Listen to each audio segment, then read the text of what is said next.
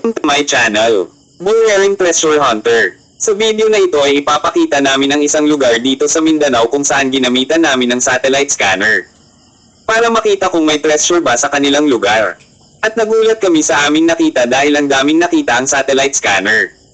Paalala lang po, ang result ng satellite ay potential.